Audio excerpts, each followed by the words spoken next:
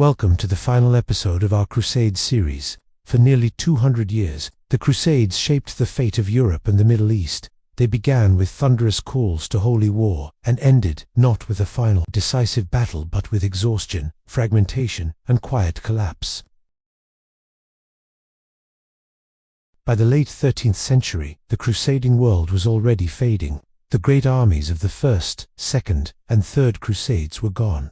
What remained were scattered coastal strongholds, fragile alliances, and a belief system struggling to justify continued war. The Ninth Crusade, launched between 1271 and 1272, is generally considered the last numbered crusade to the Holy Land. Led in part by Prince Edward of England, later King Edward I, it was small in scale, limited in ambition, and cautious in execution. This was not a grand invasion.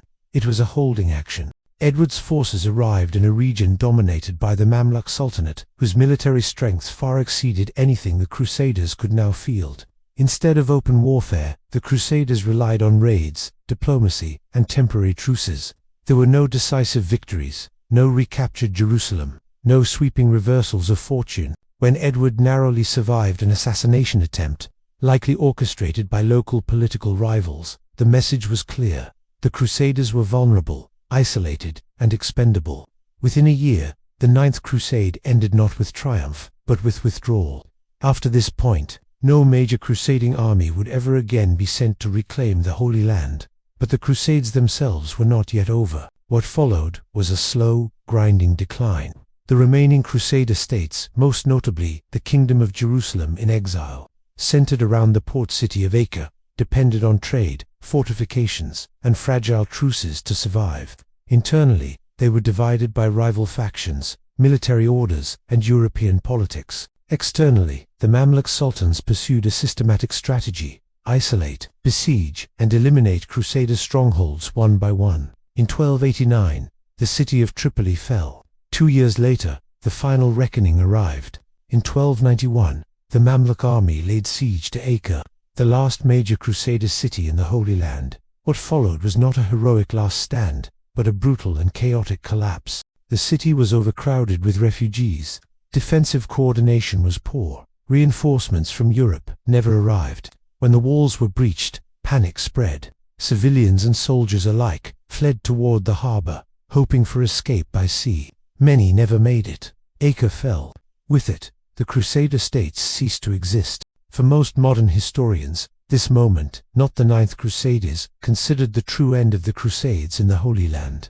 After 1291, crusading ideology did not disappear, but it changed form. Campaigns shifted toward Iberia, Eastern Europe, and internal enemies of the Church. The original goal-holding territory in the Levant was abandoned. Why did the Crusades ultimately fail? There is no single answer. Military realities changed. Muslim states became more centralized and effective, while European unity fractured.